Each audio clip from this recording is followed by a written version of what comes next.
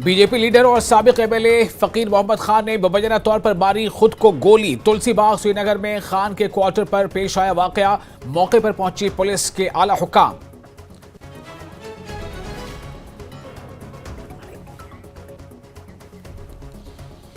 शराब मामले पर मेराज मलिक का मुतनाज़ा बयान। सफाई दी और बोले जो देखा वही कहा। जम्मू में शराब को फरोग देने का बीजेपी पर लगाया इल्जाम। बीजेपी का पलटवार। विक्रम रंधावा ने कहा मलिक का करना चाहिए डीएनए टेस्ट।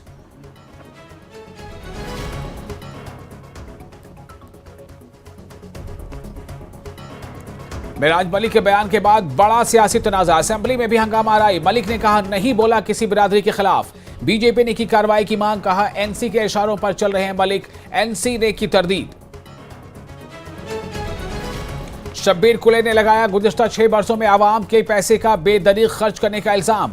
हुक्मरान इत्तेहाद ने की हाउस कमेटी की मांग। बीजेपी ने किया इल्जामात को मुस्तरद। कुले ने पेश किए कागजात। सरकारी महकमों में खाली आसामियां जल्द पुर की जाएंगी। चीफ मिनिस्टर उमर अब्दुल्ला का ऐवान में बयान। आरजी मजदूरों के मसाइल पर कमेटी तश्कील। मुख्तलिफ महकमों में 10,000 से ज्यादा पोजीशन खाली। कमेटी की तश्कील पर अपोजिशन का रद्द-ए-अमल। सुनील शर्मा ने कहा मामले को दबाने के लिए दी गई कमेटी तश्कील। पीडीपी ने कहा मामले को किया जाना चाहिए जल्द हल। रामेश्वर सिंह ने किया फैसले का खैर मकदम। मोहम्मद यूसुफ तारिगामी ने उठाए सियाहत, आरजी मजदूरों, पुलिस वेरिफिकेशन और बाहर के जिलों में बंद अफराद के मामले। जगती टाउनशिप की हालत का भी तज़किरा किया। नई बस्ती जम्मू के दुकानदार कल से खोल सकते हैं अपनी दुकानें। मरकजी वजीर डॉक्टर जितेंद्र सिंह की यकीन दहानी के बावजूद खुश आज़ादकारी से कबल दुकानें न गिराने का यकीन।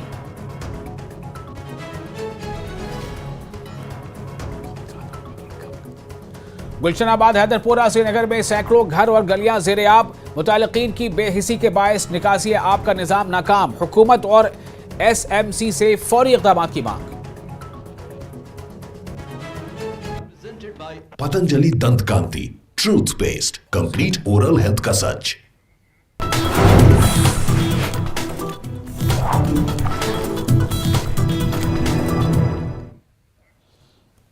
इस्तकबाल है आपका न्यूज़ 18 जम्मू कश्मीर लद्दाख हिमाचल में। मैं हूं विशाल और आप देख रहे हैं जम्मू कश्मीर पर मुश्तमिल special bulletin Jammu Kashmir news. Bharatiya Janata party के लीडर और साबिक एमएलए फकीर मोहम्मद खान ने तुलसी बाग श्रीनगर में अपने क्वार्टर में मुबैना तौर पर खुद को गोली मार ली है। इस वाक़े में उनकी मौत हो गई है। इसकी खबर मिलते ही पुलिस के आला हुक्काम मौके पर पहुंच गए हैं। इस बीच जम्मू कश्मीर असेंबली के स्पीकर ने भी इस वाक़े पर दुख का इजहार किया है और कहा है कि इनकी मौत एक बहुत बड़ा नुकसान है। अपोजिशन लीडर सुनील शर्मा ने कहा कि फकीर खान ने बीजेपी की टिकट पर इलेक्शन लड़ा था और वो बीजेपी के वफादार कारकुन थे। इस वक्त की बड़ी खबर आपको बता रहे हैं। भारतीय जनता पार्टी के लीडर और साबिक एमएलए फकीर मोहम्मद खान ने तुलसी बाग श्रीनगर में अपने क्वार्टर में मुबैना तौर पर खुद को गोली मार ली है। इस वाक़े में उनकी मौत हो गई है। इसकी खबर मिलते ही पुलिस के आला हुक्काम मौके पर पहुंच गए हैं। ये एक सिक्योर एरिया है, यहाँ आइडेंटिटी आपको अपनी दिखानी पड़ती है। अब हर कोई आए अंदर घुसे ऐसा मामला यानी यहाँ आइडेंटिटी के बेस पे ही अंदर छोड़े जाते।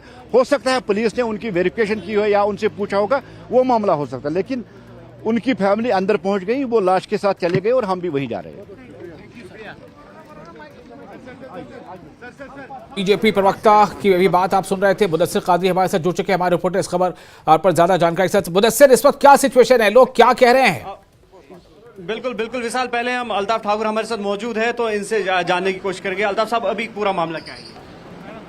देखिए, अभी मामले की तह तक पुलिस पहुंचेगी, मामला क्या है पुलिस बताएगी, लेकिन बड़ी दुख के साथ हम ये खबर आपको आपकी वसादत से भारतीय जनता पार्टी जम्मू कश्मीर के एक लीडर जो गुरेज से इलेक्शन लड़े थे, फार्मर एमएलसी फकीर मोहम्मद खान हमारे बीच नहीं रहे। इनिशियली हमने जो देखा है फायर का निशान उनकी बॉडी पे है, उनको फायर लगा है और वो मौके पे ही उन्होंने जान दे दी है।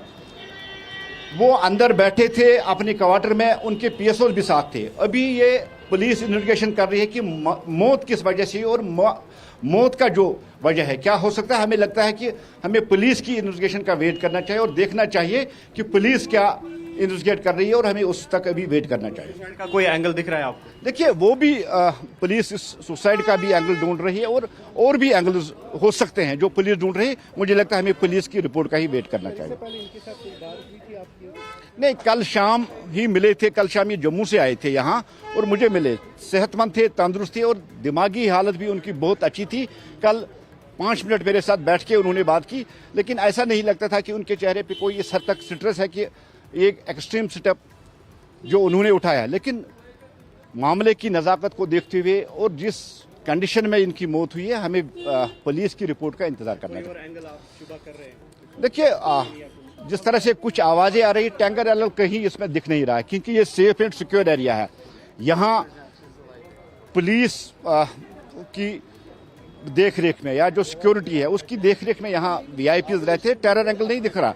अब क्या वजूहात इनकी मौत का है, मुझे लगता है थोड़ा सा अभी इनिशियल है, हमें वेट करना चाहिए। तो बिल्कुल विशाल, आपने देखा कि ये जो बीजेपी प्रवक्ता है अल्ताफ ठाकुर, तो उन्होंने ये कहा, हालांकि गौरतलब बात यह है कि बड़ी बात इन्होंने ये कही कि टेरर एंगल जो है इसमें नहीं दिख रहा है और प्रिलिमिनरी जो इन्वेस्टिगेशन है या प्रिलिमिनरी जो वहां पर पाया गया, जिस तरह से बॉडी पाई गई, तो उससे ये अंदेशा लगाया जा सकता है कि ये सुसाइड का मामला हो सकता है। और एक राइफल भी बरामद हुई है वहां पर। और लेकिन कुछ भी कहना कबल वक्त होगा, जिस तरह से हमने पहले भी कहा, क्योंकि ये जो है तहकीकात का मामला है और हाई लेवल इन्वेस्टिगेशन जो है वो शुरू कर दी गई है पुलिस की जानिब से। और जिस तरह से हमने देखा कि डीआईजी यहां पर आ गए और इसके साथ साथ जो पुलिस के आला अधिकारी थे, आला अफसरान थे, तो उन्होंने बिल्कुल। मुदस्सिर, मैं आपके पास फिर लौटूंगा। इस वक्त इस पर अभी तफ्तीश पुलिस करेगी। पुलिस का भी कोई वर्जन फिलहाल नहीं आया है, लेकिन इस पर भी कई सवाल खड़े रहेंगे। फिलहाल हम सीधा रुख करते हैं असेंबली का, जहां इस वक्त चीफ मिनिस्टर उमर अब्दुल्ला अपनी बात रख रहे हैं।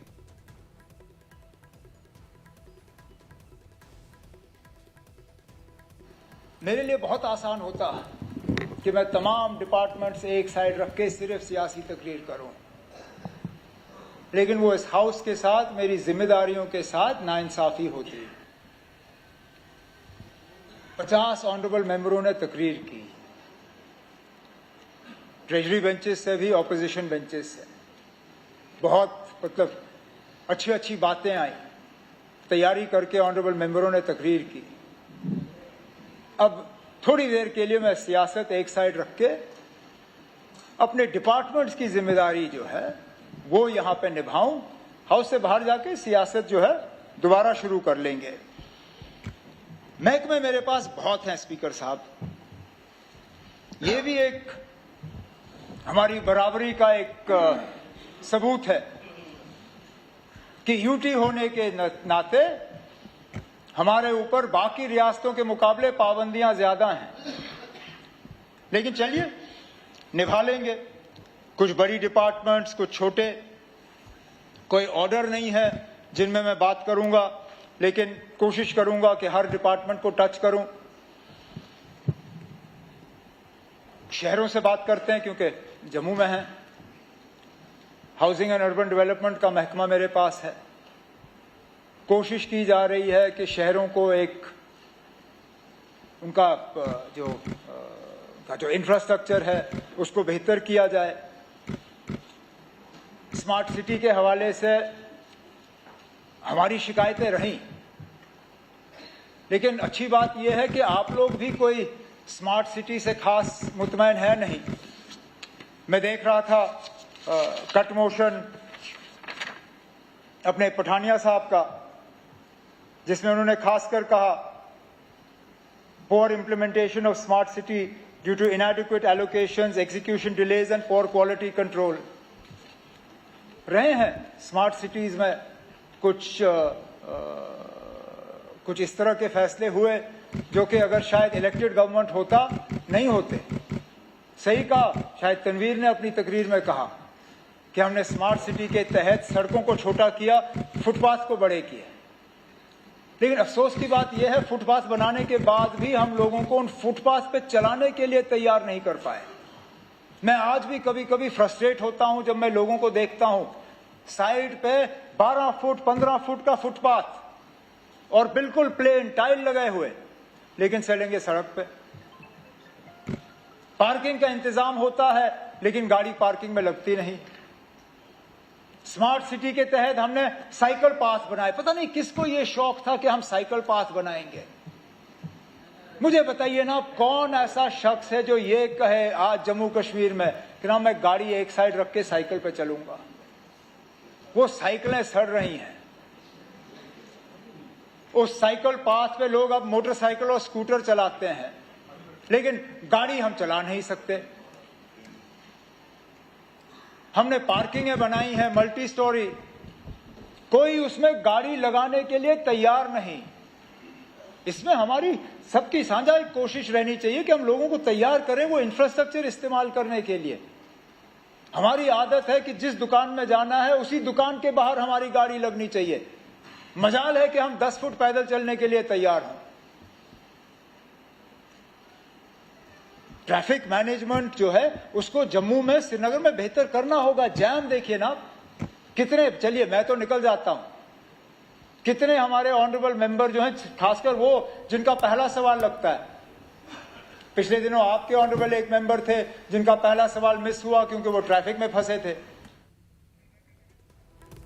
तो आप सुन रहे थे उमर अब्दुल्ला असेंबली में अभी अपनी बात रख रहे थे। दरअसल आपको पता है कि जम्मू कश्मीर में बजट सेशन चल रहा है और इसीलिए हर विभाग के मुद्दे वहां उठाए जा रहे हैं। हर विभाग के बारे में जो खामियां हैं या उस विभाग से जुड़े जो काम है उसको लेकर के सवालात किए जा रहे हैं और जिसका जो विभाग है वो उसकी जवाब देता है, उसका जवाब देता है। तो उमर अब्दुल्ला के पास भी कई विभाग है, इसलिए वो उसका जवाब दे रहे थे। आगे बढ़ते हैं। मेराज मलिक, इनके बयान के बाद बड़ा सियासी तनाज़ा खड़ा हो गया है। मलिक ने कहा कि उनको लोगों की खिदमत करने का नशा है। असेंबली में मलिक और बलवंत सिंह मनकोटिया के दरमियान जबरदस्त लफ्जी जंग हुई। मनकोटिया ने मलिक से माफी मांगने का मुतालबा किया। उन्होंने कहा कि हिंदुओं के जज्बात की तौहीन की गई है। बलवंत मनकोटिया ने कहा कि वो मेराज के खिलाफ कार्रवाई चाहते हैं क्योंकि उन्होंने हिंदू बिरादरी की तौहीन की है। मलिक ने कहा कि उन्होंने किसी बिरादरी के खिलाफ कुछ नहीं कहा, बल्कि सिर्फ यह कहा कि बीजेपी ने शराब के कारोबार की हौसला अफजाई की। बीजेपी ने एक बड़ा इल्जाम लगाया है कि एनसी मेराज मलिक को तकसीम पैदा करने और फिरका वाराना फसादात शुरू करने की तरगीब दे रही है ताकि लोगों का ध्यान अपनी नाकामियों से हटाया जा सके। National conference leader Tanvir Sadiq ने इस इल्जाम की तरदीद की।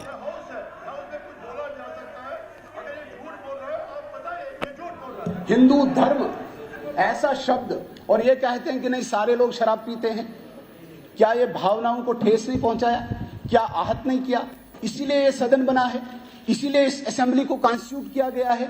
यहां पे एक विशेष धर्म को ठेस पहुंचा हुआ, ये कभी कबूल नहीं करेंगे हम। ऐसे मेंबर को यहां पे माफी मांगनी चाहिए जो एक धर्म विशेष की भावनाओं को आहत कर रहा है।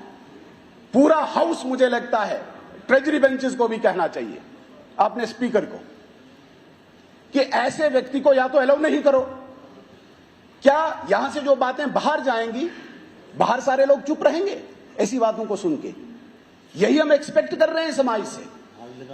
तो क्या यहां पे आग नहीं लगाई जा रही है, मेज थपथपाए जा रहे हैं, फिर ये कहा जा रहा है कि नहीं इसको हमारा भी टाइम दीजिए क्योंकि ये हिंदू समाज हिंदू धर्म के विरुद्ध बोल रहा है, इसलिए इसको टाइम दिया जाना चाहिए। यहां पे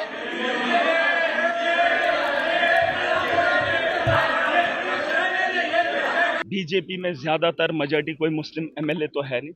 मैंने इनकी बात रखी है, खुद को हिंदू कहते हैं, मैंने इन हिंदुओं की बात की। हिंदू सबके लिए नहीं, ये वाले हिंदू, और ये हिंदू नहीं है। 2019 के बाद लिक्वर पॉलिसी इन्होंने लाई तो दुकानें इतनी बढ़ाई, गांव तक पहुंचाई, तो उसके बावजूद भी रेवेन्यू कहाँ गया? ब्लैक में स्मगलिंग हुई, पता कर लो। मुझे बहुत सारे लोगों ने कहा जब दुकानें इतनी हैं, बिक्री इतनी हो रही है, तो पैसा कहाँ? उस पैसे का हिसाब मैंने कहा। एलजी के दौर में दुकानों को बेचा गया, 5% से कमीशन बढ़ाकर 20% पहुंचा दिया, लेकिन फिर भी गवर्नमेंट के खजाने में खाली क्यों, कमी क्यों है? आप ये पढ़ लीजिए, आप इसको स्टडी कर लीजिए, आपको पता चलेगा कि कितना बड़ा स्कैम है और ये एलजी के दौरा हुआ है। देखिए, उसने सीधा और साफ शब्दों में बोला कि हिंदू धर्म को मानने वाले लोग त्योहार के दिन शराब पीते हैं, और ये इसको किसने अथॉरिटी दी कि हिंदू धर्म को सर्टिफिकेट देगा कि वो क्या करते हैं क्या नहीं करते हैं? किसने इसको अथॉरिटी दे दी? इसका मतलब ये ज़्यादा, इसको नेशनल कॉन्फ्रेंस ने आज ज़्यादा छूट दिया और इस तरीके का एक धर्म की भावनाओं को आहत करेगा और उनका अलायंस पार्टनर है और यहाँ पे दंगे भड़काएगा पूरे देश के अंदर, और ये इसको कतई माफ़ नहीं किया जाएगा। और हमारे धर्म के खिलाफ जो बोलेगा उसको कभी माफ़ नहीं किया जाएगा। आपका क्या, आपने भी कुछ डिमांड रखी थी? हाँ, उसके अंदर माफ़ी मांगी, उसने नहीं मांगी माफ़ी। फिर गवर्नर साहब के ऊपर टिप्पणी कर रहा है, उनके खिलाफ बोल रहा है हाउस के अंदर। किस अथॉरिटी के साथ बोल रहा है वो? किसने किसने उसको परमिशन दी? कौन सा कानून है कि असेंबली के अंदर आप गवर्नर और प्रेसिडेंट के खिलाफ बात करो? किसने अथॉरिटी दे दी? नेशनल कॉन्फ्रेंस ये उसको अलायंस पार्टनर बना के इस तरीके की बातें उनसे करवा रही है। तो आप एक्शन चाहते हैं? डेफिनेटली एक्शन होना चाहिए, एक्शन होना चाहिए। लेकिन वो कहते हैं कि उन्होंने डाटा भी कुछ दिखा रहे हैं कि बहुत ज्यादा वृद्धि हुई है, शराब की दुकानें खुल रही वो हैं। अलग बात है, वो तो हर आदमी का अधिकार है कि जिसमें उनको सो लगता है गलत हुआ ठीक हुआ बात कर सकता है, लेकिन धर्म के खिलाफ नहीं बोल सकता। मैं उसकी बात कर रहा हूँ। वो डाटा दे किसको, हमें कोई दिक्कत नहीं है। गलत हुआ तो हुआ है, ठीक हुआ तो हुआ है, उसकी मैं बात नहीं कर रहा हूँ। मैं ये बात कर रहा हूँ कि धर्म के खिलाफ अगर बोलेगा बर्दाश्त नहीं किया जाएगा। आप कह रहे हैं कि वो कोशिश कर रहे हैं कम्युनल राइट्स करवाने। डेफिनेटली तो ये क्या है, आप सीधा एक धर्म को इस तरीके से हिट कर रहे हैं और दूसरे धर्म का आदमी हिट कर रहा है, तो ये कम्युनल नहीं होगा यहाँ पे, ये पूरे देश में होगा इस तरीके का। उसके बास ने भी ऐसे किया था, देश में इस तरीके की साजिशें रची थी, और ये भी ये प्लांटेड है नेशनल कॉन्फ्रेंस का। वो इनडायरेक्ट वे से करवाना चाहते हैं, इससे मतलब पोलराइज करवाना चाहते हैं। क्यों पोलराइज? क्या मतलब मकसद क्या है कि डिवीजन हो? क्या मकसद क्या है कि उन्होंने जो वादे किए थे वो कुछ नहीं हो रहा है, तो अब लोगों का टेंशन डाइवर्ट करने के लिए इस तरीके का साजिश रची जा रही है जम्मू कश्मीर के अंदर। एक्यूजिंग एनसी की वो डाइवर्ट कर, अलायंस पार्टनर है उनका, अलायंस पार्टनर है। और एक्यूजिंग क्या, सीधी सीधी बात है कि वही करवा रहे हैं और कौन करवा रहा है। उनको पता है हम कुछ कर नहीं पाएंगे, इस तरीके से लोगों का टेंशन डाइवर्ट करेंगे। तो और कौन बोला? सरकार की तरफ से बोल रहा है ना वो, तो उनके ऊपर इल्जाम नहीं लगता है। मंकोटिया साहब कुछ भी बोले तो उसका जवाब तो नहीं दूंगा ना मैं, वो कुछ भी बोले, लेकिन ये जानते हैं आप कम्युनल टेंशन कौन करना चाहते हैं। वो जिस मेंबर की बात करे वो हमारा मेंबर नहीं है। But he supporting you, that is another story. वो एक इंडिपेंडेंट एमएलए है, एक इंडिपेंडेंट पार्टी से है। अगर उसने कोई बात कही है जो कोई भी रिलीजियस सेंटिमेंट्स को हर्ट करती है, हम उसको कंडेम करते हैं, हम कंडेम कर सकते हैं, लेकिन हम उसको स्कूल नहीं कर सकते क्योंकि वो हमारा मेंबर नहीं है। हमारे मेंबर में किसी ने बात की होती तो उस पर एक्शन हुआ होता। अगर उसने महराज मलिक या जिसने भी ऐसी कोई बात की है तो मुझे लगता है वो गलत है। नहीं, मगर वो ये कह रहे हैं कि नेशनल कॉन्फ्रेंस उनको एनकरेज कर रहे हैं, मोटिवेट कर रहे हैं। वो एमएलए हैं, वो जो कर रहे हैं खुद से कर रहे हैं। अगर हमारे हाथ में कुछ है तो हम ऐसी चीजें कभी होने नहीं देंगे। You support action against him? अगर उसने कोई भी चीज किया, कहा हो या कहा ऐसी कोई चीज जो रिलीजियस सेंटिमेंट्स को हर्ट करती है तो वो गलत है। तो सुना आपने कि इस मुद्दे पर, इस बयान को लेकर के जो है अभी हंगामा आराई जारी है। एक आजाद रुकन असेंबली शब्बीर खले ने कहा है कि हेलीकॉप्टर और वीआईपीज की दीगर चीजों पर भारी रकम खर्च की गई है। एनसी अरकान ने इस मामले की जांच की मांग की है। उन्होंने कहा कि वीआईपीज के सफर और आराइश पर अवामी पैसे के बेदरीग खर्च पर ऐवान की कमेटी बनाई जाए। नेशनल कॉन्फ्रेंस और बीजेपी मेंबरान के दरमियान लफ्जी जंग हुई। दोनों तरफ से सख्त अल्फाज का तबादला किया गया। बीजेपी ने इल्जामात की तरदीद की। इन्होंने नेशनल कॉन्फ्रेंस पर इस मसले पर सियासत करने का इल्जाम लगाया। खुले ने कहा कि चार्टर्ड परवाजों का इस्तेमाल किया गया जिसकी तहकीकात जरूरी है। उन्होंने कहा कि वो गुज़िश्ता 6 सालों के दौरान अवाम के पैसे के बेदरीग खर्च की इंक्वायरी के लिए कमेटी की तश्कील का मुतालबा करते हैं। बीजेपी ने कहा कि हुकूमत मामले की जांच कर सकती है। हुक्मरान इत्तेहाद के तमाम अराकीन ने खड़े होकर हाउस कमेटी का मुतालबा किया। बीजेपी के पवन गुप्ता ने कहा कि झूठे इल्जामात लगाने के बजाय ठोस सबूत पेश किए जाएं। कुले ने अपने इस इल्जाम की तायीद के लिए कागजात दिए कि गुज़िश्ता 6 सालों में अवाम के पैसे का गलत इस्तेमाल किया गया। फयाज मीर ने कहा कि अगर मेहमानों की मेहमान नवाजी पर पैसा खर्च किया जाए तो कोई गलत बात नहीं है। मीर ने कहा कि बाहर के लोगों को जमीन के अलॉटमेंट की तहकीकात के लिए एक हाउस कमेटी बनाई जानी चाहिए। स्पीकर ने कहा कि सीएम के जवाब का इंतजार करें और उम्मीद है कि अरकान के तहफ़्फ़ुज़ात पर गौर किया जाएगा। कहां से आए या डिग्निटीज को है? या तो बॉम्बे से आए हैं डिग्निटीज, या वो बिहार से आ गए, या वो गुजरात से आ गए, या यूपी से आ गए। कौन से डिग्निटीज है जहां हम 5.5 करोड़ एवरेज हम 1-2 करोड़ 19 करोड़ है, 115 करोड़ है, 113 करोड़ है, 121 करोड़ है। इतने बड़े रकम एक डिग्निटीज के लिए खर्च करना ये कोई अच्छी बात नहीं है। क्यों हम इतना पैसा खर्च करें? क्यों हमने इतना पैसा जाया किया?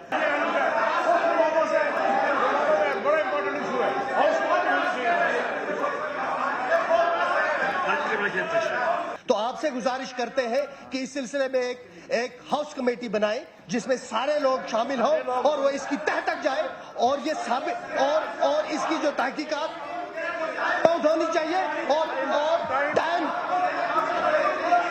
हाँ, ये जो सरकार की तरफ से मेंबर है ट्रेजरी बेंचेस का, इस तरीके की डिमांड करना जायज नहीं है। सरकार के पास अथॉरिटी है, पूरी अथॉरिटी है। कौन रोकता है कि किसने करप्शन किया उसको जांच नहीं की जाए? लेकिन आप जो न्यूज बनाना चाहते हैं जो गैलरीज को एड्रेस करना चाहते हैं वो जायज नहीं है। आप मुख्यमंत्री जी से मिलिए, बैठिए, बात करिए, जिसकी जांच करानी करवाइए, लेकिन जिस तर्ज पे जो आपकी मंशा है, वो जो मंशा है, मंशा ठीक नहीं है।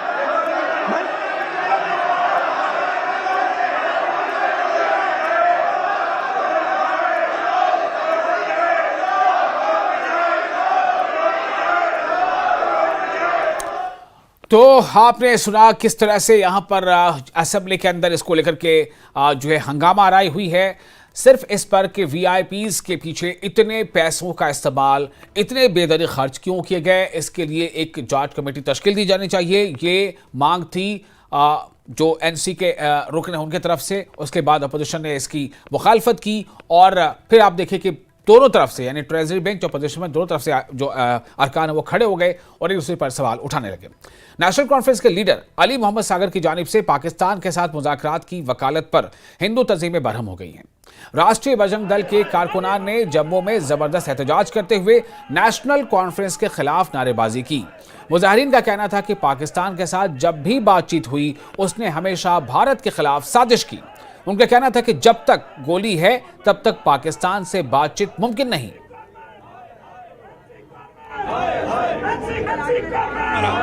कि बार बार कश्मीर के नेता कहते हैं कि पाकिस्तान से बातचीत होनी चाहिए। क्या इनको पता नहीं कि अभी तक हमारे कितने सैनिकों की शहादत जो है आतंकवादियों के हमलों में हुई है? अभी पुलवामा हम भूले नहीं है, उड़ी हम भूले नहीं है, और लगातार हमारे सैनिक जो हैं, अभी पिछले 2 साल के अंदर हमने 30 से ज्यादा सैनिक जो हैं वो जम्मू प्रोविंस के अंदर खोए हैं, सभी आतंकवादी हमलों के अंदर। तो फिर बार बार इनको शर्म नहीं आती कि ये बार बार कहते हैं पाकिस्तान से बातचीत होनी चाहिए तभी जम्मू कश्मीर का भला होगा। मैं पूछना चाहता हूं अली मोहम्मद सागर से, जो कई बार विधायक हुए हैं जम्मू कश्मीर के अंदर और काफी लंबे समय से उनको जो है राजनीति का अनुभव है, तो वो किस एंगल से कहते हैं कि पाकिस्तान से बातचीत होगी और जम्मू कश्मीर का भला होगा? क्या पाकिस्तान दे देगा जो भारत नहीं दे रहा? उनका ये कहना है कई मंच ऐसे हैं जिसपे बातचीत होती है अनऑफिशियली, अब ऑफिशियली अगर जम्मू कश्मीर पे बात हो तो क्या बोला? देखिए, बातचीत करने की हमेशा कोशिश भारत ने की, चाहे वो अटल बिहारी वाजपेयी हो, चाहे मोदी जी हो, कई बार बातचीत करने की कोशिश की गई। तो पीठ पे खंजर खोपने का काम किसने किया? पाकिस्तान ने। पाकिस्तान वो देश है जैसे कुत्ते की पूंछ होती कभी सीधी नहीं होती, वो टेढ़ी की टेढ़ी। वो बातचीत तो करता है लेकिन उसके बाद पीठ पे खंजर खोपने का काम भी जो है वो पाकिस्तान करता है। इसलिए पाकिस्तान से सावधान रहना ये बहुत जरूरी है। इसीलिए केंद्र सरकार ने कहा है गोली और बोली इकट्ठी नहीं। और बडगाम में पीएचई के साथ काम कर रहे आरजी मुलाजमीन ने एहतजाज किया। जिले के तमाम डेली वेजर्स ने पीएचई दफ्तर बडगाम के सामने एहतजाज करते हुए सरकार से उनके साथ इंसाफ करने की मांग की। उन्होंने कहा कि आज तक उनके साथ सिर्फ झूठे वादे किए गए। उन्होंने इंतबाह दी कि अगर उनके साथ इंसाफ न किया गया तो वो ईद के बाद पानी की सप्लाई ही बंद कर देंगे। जी, आपको पता ही है कि सरकार ने हमारे साथ 94 से लेकर आज तक टाल मटोल पॉलिसी इख्तियार की। आज हमें लगा था कि इस असेंबली सेशन में हमारा कुछ होगा, लेकिन 7 मार्च को जब आगे हम उनका प्रोग्राम आया तो हम निराश हुए। इसलिए हमने ये प्रोटेस्ट तब तक जारी रखा जब तक कि कोई अच्छी पॉलिसी हमें वाज़ह न मिले। अगर गवर्नमेंट चाहती है कि हमें 6 महीने तक इनकी जो पॉलिसी या इनका जो अपडेट रिकॉर्ड है वो तो ऑलरेडी सबमिट कमेटियाँ बनाई है। 2014 में भी एक कमेटी बनाई, उसने भी रिपोर्ट दिया, लेकिन हमें लगता है कि ये आज फिर से टाल मटोल पॉलिसी है। अगर सरकार यही चाहती है, लेकिन हम उनसे ये कहते हैं कि तब तक हमें मिनिमम वेजेस एक्ट लागू कीजिए जैसे कि लद्दाख की तर्ज पे है या दिल्ली यूटी की तर्ज पे, तो तब हम भरोसा कर सकते हैं कि ये हमारे साथ पक्के वादे करेंगे। सरकार को कहना चाहते हैं जब आपको 1 साल लगेगा हमारा फैसला करने में, तब तक हमारे साथ कोई ना कोई फैसला होना चाहिए। वो मिनिमम वेज एक्ट जो खासकर इसमें इस टाइम आता है, ये पॉइंट आता है इसमें, तो तब तक हमारे साथ कोई इंसाफ किया जाए। 9,000 पे हम कैसे घर चलाएंगे? महंगाई बढ़ रही है, हमारे बच्चों कोई फीस अदा नहीं हो रही, बुजुर्ग माँ बाप की खिदमत नहीं कर पा रहे हैं हम, या बिजली फीस अदा नहीं कर रहे, या वाटर टैक्स अदा नहीं कर पा रहे हम। तो हमने सरकार से यही मुतालबा किया हर बार हमारे साथ इंसाफ किया जाए। और नेशनल हेल्थ मिशन के मुलाजमिन ने हुकूमत की तरफ से डेली वेजर्स के रेगुलराइजेशन के लिए कमेटी की तश्कील का खैर मकदम किया है। श्रीनगर में NHM एम्प्लॉयज एसोसिएशन ने कहा कि वो पुरुमीद हैं कि NHM के तहत काम करने वाले मुलाजमिन को इस रोड मैप में शामिल किया जाएगा जो रेगुलराइज करने के लिए कमेटी तश्कील देगी। एसोसिएशन के तर्जुमान ने कहा कि उनके रेगुलराइजेशन तक वो मसावी काम के मसावी तनख्वाह के उसूलों के तहत अपनी तनख्वाहों पर नजरसानी का मुतालबा करते हैं। सीएम ने एक ऑर्डर पास किया है कि एक कमेटी फ्रेम की जाएगी कैजुअल लेबर्स, PDLs, कॉन्ट्रैक्चुअल्स के लिए, एडॉक्स के लिए, जिसमें उनके लिए एक रोड मैप तैयार किया जाएगा। 6 माह के अंदर उनकी रेगुलराइजेशन के हवाले से रोड मैप तैयार किया जाएगा। उस ज़िम्मन में हम ऑनरेबल सीएम से इस बात की उम्मीद रखते हैं कि जो एलीट क्लास है, जम्मू कश्मीर का जो एलीट क्लास है, डॉक्टर्स हो, पैरामेडिकल स्टाफ हो, मैनेजर्स हो, इसमें RNDCP के लोग हैं, स्टेट एड्स कंट्रोल सोसाइटी के लोग हैं, NCD के लोग हैं, 11,500 से ज़्यादा एम्प्लॉयज़ में काम करते हैं। मगर आज तक हमारे साथ वादा शिकनी हुई है, हमारे साथ बहुत सारे वादे किए गए, कई सारी कमेटियाँ भी बनाई गई, मगर आज तक उन कमेटियों का कोई अमली जामा उन्होंने किसी डिमांड को नहीं पहनाया है। मैं आपको थोड़ा आगाही देना चाहूँगा कि 2018 में हमने जब प्रोटेस्ट किया था, आप उस बात से बखूबी वाकिफ़ है, उस वक्त भी एक कमेटी का गठन हुआ था under the head of principal secretary honourable chief minister. उस कमेटी को ये मैंडेट दिया गया था कि इनकी डिमांड्स को एग्जामिन किया जाए और सरकार को रिपोर्ट पेश किया जाए। मगर बदकिस्मती हमारी 18 के बाद यहाँ पे गवर्नर रूल हुआ, 19 के बाद UT बन गई, फिर मसला दरा का दरा रह गया।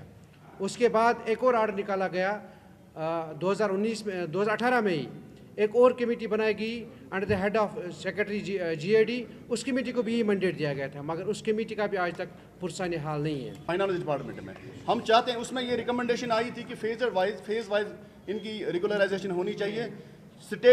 ये जो regularisation, pay fixation and revision of the salary, it is a state subject. Centre is only funding agency. ये revision, fixation of salary, regularisation, it is categorically state subject. क्योंकि ऑलरेडी पार्लियामेंट स्टैंडिंग कमेटी ने 2-3 बार लिखा है हर एक state को कि draft आप बना दीजिए रेगुलराइजेशन ऑफ एम्प्लॉयज़ की, जो 7 साल के लिए, 8 साल के लिए, that is a state specific subject. वो 7 साल रखें, 8 साल, लेकिन हमारा ऑलरेडी बना है ड्राफ्ट, उस पर हम चाहते हैं कि और मरकजी वजीर डॉक्टर जितेंद्र सिंह की यकीन दहानी के बाद नई बस्ती में एहतजाज करने वाले दुकानदार कल अपनी दुकानें खोल सकते हैं। दुकानदार गुज़श्ता कई दिनों से एहतजाज कर रहे हैं। वो अपने मुतालबे पर डटे हुए हैं कि उनके 39 दुकानें गिराने से पहले उन्हें किसी और जगह पर दुकानें अलॉट की जाएं। ये दुकानदार आज खुश नजर आए। दुकानदारों की क़यादत करने वाले साबिक कॉरपोरेटर पवन कुमार ने बताया कि उन्होंने जितेंद्र सिंह से बात की है और उन्होंने यकीन दिलाया है कि जब तक उनकी बाज़ाबातकारी नहीं हो जाती है दुकानों को नहीं गिराया जाएगा। मैं भी नई बस्ती इलाके में मौजूद हूं और यहाँ पे स्थिति ज्यों की त्यों बनी हुई है। जो 39 दुकानें टूटनी हैं वो अभी भी बंद हैं और हालांकि बातचीत का जो रास्ता है वो खुला हुआ है। जो यहाँ पे फॉर्मर कॉरपोरेटर हैं पवन देव, वो इनकी अगुवाई जो है वो करने में लगे हुए हैं और इनका कहना है कि PMO ऑफिस से इनकी बात हुई है और जब तक दुकानें नहीं अलॉट होंगी तब तक जो है ये दुकानें नहीं टूटेंगी। हम इनसे भी जानेंगे। आप देख सकते हैं कि हालांकि अभी दुकानें सब बंद हैं और दुकानें इसलिए बंद रखी गई हैं क्योंकि अभी लिखित में कुछ भी एश्योरेंस जो है नहीं मिला है दुकानदारों को। और दुकानदारों का ये कहना है कि जब तक कुछ लिखित में नहीं आ जाता, कुछ पुख्ता नहीं हो जाता, तब तक जो है इनकी एजिटेशन तो चलेगी। लेकिन कहीं ना कहीं राहत की सांस भी इन्होंने ली है और इनका कहना है कि अब जिस तरह से इनको एश्योरेंस दिया गया है और जिस तरह से यहाँ पे कॉरपोरेटर जो हैं वो BJP के कॉरपोरेटर हैं और वो उनकी बात। सर, आपकी PMO कार्यालय में बात हुई है, क्या आश्वासन दिया गया? जो सरकार ने कहा था जब से ये यहाँ पे दुकानों का मसला है इस फ्लाईओवर के विषय में, तो जो आपको बात पता लगी है सूत्रों से, ये ठीक है। और किससे बात हुई? क्या कुछ बात हुई? किससे बात हुई? प्राइम मिनिस्टर हाउस से डॉक्टर जितेंद्र सिंह साहब से बात हुई थी और सब कुछ ठीक है। क्या एश्योरेंस क्या दिया गया आपको? जो सरकार ने हमारे साथ कमिटमेंट की थी, they are retaining their commitment. मुझे दोबारा बुलाया गया है दोपहर बाद। तो दुकानें अलॉट की जाएंगी जो रिटेन किया अगर गवर्नमेंट अपने एश्योरेंस को, तो यानी कि इनको दुकानें पहले दी जाएंगी फिर टूटेंगी? बिल्कुल ऐसा ही कोई सिस्टम वहाँ पे बनाएंगे, इसलिए उन्होंने मुझे बुलाया है क्योंकि अभी तक हमारे पास कोई लिखित ऑर्डर नहीं था। तो मुझे लगता है कि आप लोगों ने 6-7 दिन से जो हमारी आवाज़ को वहाँ पे पहुँचाया है, तो कहीं ना कहीं वो कहते हैं नीली छतरी वाला भी बीच में शामिल हुआ और कुल मिला के सरकार को भी महसूस हुआ कि वाकई ये ज़रूरतमंद लोग हैं और जो अब होने जा रहा है आने वाले समय में अच्छा होगा। और ये जो लोग हम यहाँ पे इकट्ठे हुए हैं, हो सकता है यहाँ पे कल आपको ये लोग यहाँ ना मिले, ये अपना कारोबार करता दिखें। और फिलहाल एक छोटा सा ब्रेक लेंगे। ब्रेक के बाद खबरों का सिलसिला जारी रहेगा। बने रहे न्यूज़ 18 के साथ। मैं हूं विशाल।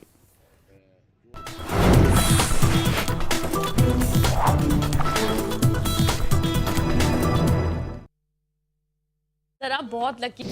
सदन में नेता प्रतिपक्ष जयराम ठाकुर का बयान, विमल नेगी की मौत के मामले में जिम्मेदार अधिकारियों को पद से हटाने का फैसला काफी नहीं, सीबीआई जांच की सिफारिश करे सरकार। विमल नेगी की मौत के मामले में पत्नी की शिकायत पर न्यू शिमला थाने में मामला दर्ज। Himachal Pradesh power corporation limited के डायरेक्टर इलेक्ट्रिकल देसराज को सरकार ने किया सस्पेंड। इंजीनियर विमल नेगी की मौत के मामले में अधिकारियों पर गिरी गाज। एचपीपीसीएल के एमडी हरिकेश मीणा पद से हटाए गए। अतिरिक्त मुख्य सचिव ओमकार शर्मा को सौंपा गया विमल नेगी की मौत की जांच का जिम्मा। ओमकार शर्मा को 15 दिन के भीतर देनी होगी रिपोर्ट। हिमाचल प्रदेश की बसों पर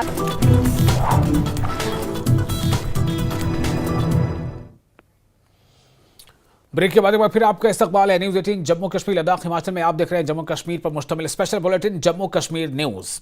जम्मू कश्मीर के मेंढर सब डिवीजन के हकीम बोर्ड मोहल्ले में एक नौजवान की लाश पुरअसरार हालत में उसके कमरे में लटकती हुई मिली। मुतवफ़्फ़ी की शनाख्त अंकित कुमार के तौर पर हुई है, जो राजौरी का रिहायशी था और जेसीबी ऑपरेटर के तौर पर काम कर रहा था। इत्तला मिलते ही पुलिस मौके पर पहुंची और लाश को कब्जे में लेकर पोस्टमार्टम के लिए भेज दिया। मेडिकल अफसर डॉक्टर जावेद अहमद के मुताबिक कानूनी कार्रवाई मुकम्मल होने के बाद लाश को लवाहिकीन के हवाले कर दिया गया है। फिलहाल पुलिस मामले की तहकीकात कर रही है ताकि यह मालूम हो सके कि यह खुदकुशी है या इसके पीछे कोई और वजह है। पुलिस ने हमारे पास एक डेड बॉडी लाई है जिसका इस बंदे का नाम अंकित था। इसकी उम्र कोई 24-25 साल है और ये पेशे से ये जेसीबी का ड्राइवर बताते हैं। यहाँ कहीं ये किराए पे रह रहा था, बेसिकली ये रजौरी का रहने वाला है। अब इसकी सस्पिशियस सर्कमस्टांसेस में डेथ हुई है, हमारे पास पोस्टमार्टम के लिए लाया है। हम पोस्टमार्टम करके फाइनल राइट्स के लिए डेड बॉडी पुलिस को हैंड ओवर कर रहे हैं। और लोगों को महफूज और आला मयार की अद्वियात की दस्तयाबी को यकीनी बनाने के लिए जिला ड्रग कंट्रोल ऑफिस जम्मू ने आरएसपुरा इंतजामिया के साथ मिलकर एक खुसूसी मुहिम शुरू की। एसडीएम आरएसपुरा सीमा परिहार और एसडीपीओ आरएसपुरा गुरमीत सिंह की मौजूदगी में खुसूसी टीम ने दवाओं के मयार को जांचने के लिए नमूने जमा किए और लोगों को दी जाने वाली दवाइयों की कीमत भी चेक की। खुसूसन बच्चों को दी जाने वाली अद्वियात के बारे में गहराई से इंक्वायरी की गई। दुकानदारों को हिदायत की गई कि वो सिर्फ मजाज स्टॉकिस्ट से खरीदारी करें ताकि गैर मयारी अद्वियात मार्केट में ना आए। और जम्मू कश्मीर के मेंढर बाजार में बढ़ते हुए ट्रैफिक जैम और दुकानदारों की जानिब से सड़क पर सामान रखने की वजह से आवाम को दरपेश मुश्किलात की पेश नजर इंतजामिया ने सख्त कार्रवाई का आगाज किया है।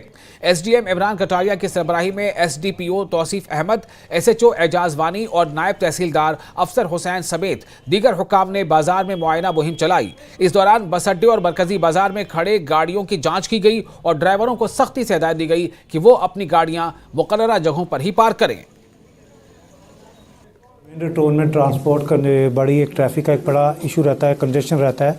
उसके लिए हमने एक प्लान चार्ट की मार्क किया है, रूट मार्क किया है कि आपकी गाड़ी कैसे एंटर होगी और वन वे कर दिया गया है। तो एक वो उस पर डिस्कशन किया है। दूसरा उनको ये बताया कि बस स्टैंड पे आपके सिर्फ सूमो, एक मिनिमम नंबर में सूमो रहेंगी, 2 बसेस रहेंगी, कोई भी अदर उसके बगैर कोई भी गाड़ी वहाँ पे अलाउड नहीं होगी। कोई भी व्हीकल होगी, चाहे वो किसी शॉपकीपर की है या किसी